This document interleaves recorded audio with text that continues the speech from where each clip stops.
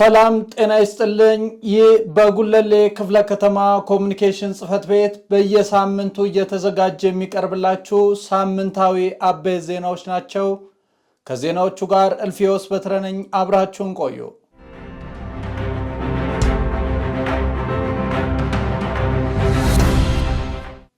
የጉለሌ የገበያ ማዕከል በኢትዮጵያ ኢንቨስትመንት ሆልዲንግ የትምህርት መሳሪያዎች ማምረቻና ማከፋፈያ ተገንብቶ ለአገልግሎት ክፍት ሆነ። በምርቃት መርሃ ግብሩ ላይ በምክትል ከንቲባ ማዕረግ የአዲስ አበባ ከተማ ፐብሊክ ሰርቪስ እና የሰው ሀብት ቢሮ ኃላፊ ዶክተር ጀማሉ ጀንበር፣ የጉለሌ ክፍለ ከተማ ዋና ስራ አስፈጻሚ አቶ ወልዴ ወገሴ፣ ሌሎች አመራሮች በተገኙበት ተመርቋል። የገበያ ማዕከሉ በእንጦጦ ፓርክ አቅራቢያ በመሆኑ ለጉብኝት የሚመጡ ቱሪስቶች የባህል አልባሳቱን በማቅረብ በዘርፉ ለተሰማሩ ዜጎች የገበያ ምንጭ እንደሚያሳድግ ተጠቁሟል። የጉለሌ የገበያ ማዕከል በዘርፉ ለተሰማሩ ወጣቶች የሥራ ዕድል ይፈጥራል ተብሎ ይጠበቃል።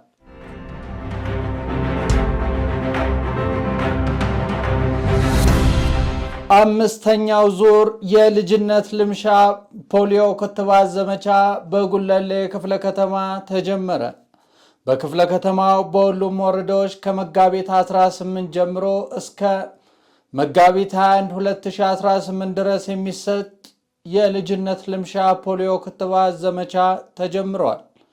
በክትባት ዘመቻ ማስጀመሪያ ፕሮግራም ላይ ተገኝተው ንግግር ያደረጉት የጉለሌ ክፍለ ከተማ ምክር ቤት ምክትል አፈ ጉባኤ ወይዘሮ አባይነሽ ቴኒ የልጅነት ልምሻ ፖሊዮ ክትባት ያልተከተቡ ህጻናት በዘላቂ አካል እስከ ሞት ጉዳት የሚያደርስ በሽታ በመሆኑ ከዚህ በፊት የተከተቡ የሚሆኑ ያልተከተቡ ህጻናት በተጠቀሱ ቀናቶች፣ ቦታዎች ክትባት መከተብ እንደሚገባቸው ገልጸዋል።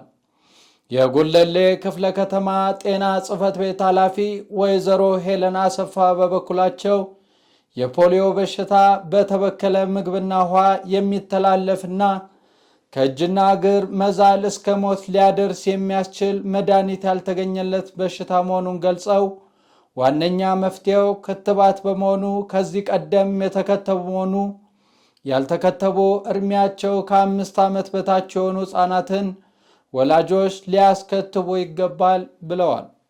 የልጅነት ልምሻ ፖሊዮ ክትባት ከ5 ዓመት በታች ለሆኑ ህጻናት በሁሉም ትምህርት ቤቶች፣ መዋዕለ ህጻናት፣ ቤት ለቤት ሰዎች በሚገኙበት ቦታዎች ሁሉ ክትባቱ የሚሰጥ መሆኑ ተገልጿል።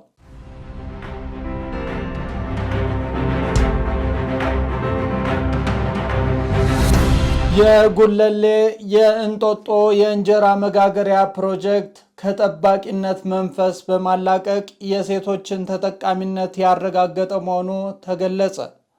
በጉለሌ ክፍለ ከተማ አስተዳደር በወረዳ 1 የእናቶች የእንጀራ መጋገሪያ ፕሮጀክት ራሳቸውን በኢኮኖሚ በመምራት የቤታቸውን ኃላፊነት በመወጣት የሚያስተዳድሩበት ምቹ ሁኔታ መፍጠሩን በፕሮጀክቱ የሥራ ዕድል ተጠቃሚ የሆኑት ወይዘሮ በለስሻቸው ጸጋዬ ሐሳባቸውን ገልጸዋል።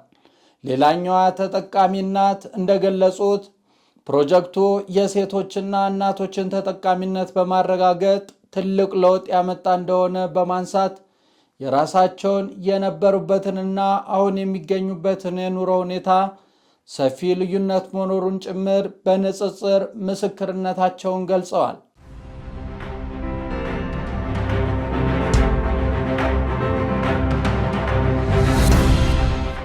የመስሪያ ቦታዎችን በፍትሃዊነት ማስተላለፍ ለዘላቂ የሥራ ዕድል ፈጠራ እውን መሆን የራሱን ድርሻ እንደሚያበረክት ተገለጸ።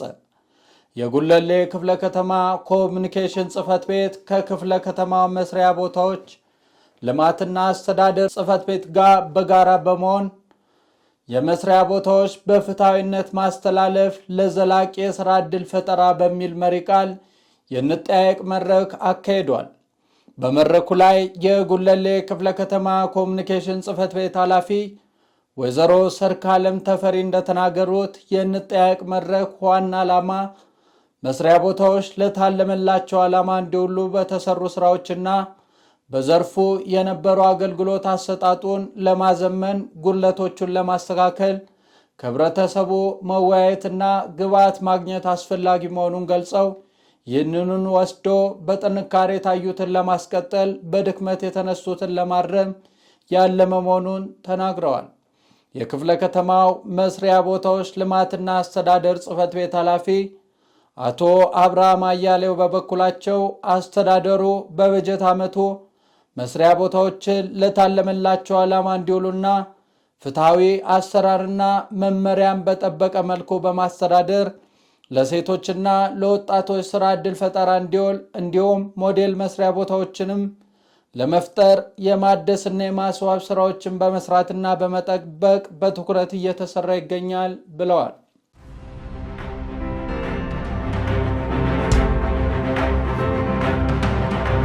ዘመናዊ የአገልግሎት አሰጣጥ ስርዓትን በመዘርጋት ፈጣንና ቀልጣፋ አገልግሎት እያገኙ እንደሚገኙ ተገልጋዮች ገለጹ። የጉለሌ ክፍለ ከተማ ኮሚኒኬሽን ጽሕፈት ቤት የአገልግሎት ቀንን ምክንያት በማድረግ በወረዳ 8 በተለያዩ ተቋማት በመዘዋወር የአገልግሎት አሰጣጥ ቅኝት አካሂዷል። አገልግሎት አሰጣጡ ስርዓቱን ቴክኖሎጂ በመጠቀምና በማዘመን ወረቀት አልባ የሆኑ ስራዎችን የተቀናጀ መረጃ አያያዝ አጠቃቀም ስርዓትን በመዘርጋት በወረዳው በስራ ክህሎት ጽሕፈት ቤት ተገልጋይ የሆኑ ወይዘሮ ዝናሽ ገልጸዋል። አስተዳደሩ መሰረታዊ የህዝብ ጥያቄ ብሎ ከለያቸው ለመፍታት ከሚረባረብባቸው አጀንዳዎች አንዱ መልካም አስተዳደርና አገልግሎት አሰጣጥ በመሆኑ አሰራሩን ከሌብነትና እጅ መንሻ የጸዳ ከማድረግ ጀምሮ ፈጣንና ቀልጣፋ አገልግሎት ለህብረተሰቡ ለማቅረብ ልዩ ትኩረት በመስጠት ለይሶ እየሰራ ይገኛል።